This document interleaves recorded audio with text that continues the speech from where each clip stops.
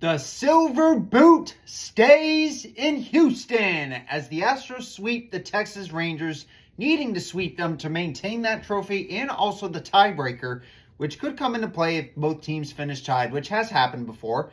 But it was the Astros coming up clutch in the first leg of what is probably their biggest homestand of the season, with rookies stepping in for Yordan Alvarez, who unfortunately got hurt spraining his ankle in the first game while scoring in the first inning, which just absolutely sucks. He had to be placed on the injured list today, but for a good sacrifice, because Isaac Paredes is back. He has been reinstated off the injured list and will be in tonight's starting lineup against what is probably going to be deciding our season in this 3-game set against the Mariners.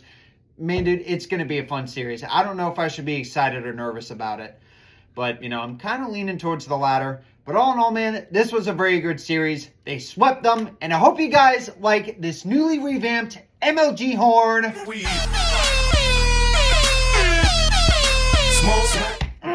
Let's go, man. So, anyway, the Astros took the first game rather handily. They had to play a little bit of catch-up with the Rangers taking the lead in the 5th inning. But rookie Zach Cole stepped in for Yordan Alvarez twice in this game.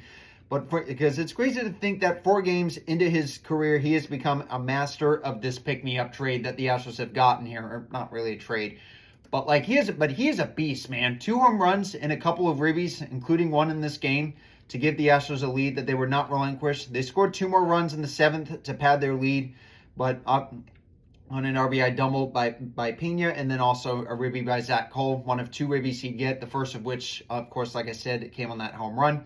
Second game at the Astros, it got a little bit dicey with De Los Santos giving up 4 runs in the 8th, and also Brian Abreu, who he eventually stepped in and got the save in this game. And then in the series finale, lightning struck once again in the same spot against Jacob deGrom, with the Astros sweeping the Rangers. They scored twice in the bottom of the first on a 2-run single by Yainer Diaz. The Rangers would immediately tie in the top half of the 2nd inning, but it wouldn't stay tied for long, as Jose Altuve would give us a 4-2 lead that we were not relinquished with a 2-run home run. Jeremy Pena would add on to that with a home run of his own, one of 2 hits he'd get in this game, and also the second of 2 home runs we'd get in this game. The top of the 8th did get dicey, once again with Stephen Okert on the mound, but a Wyatt Langford grounding into a double play would extinguish that threat for the most part.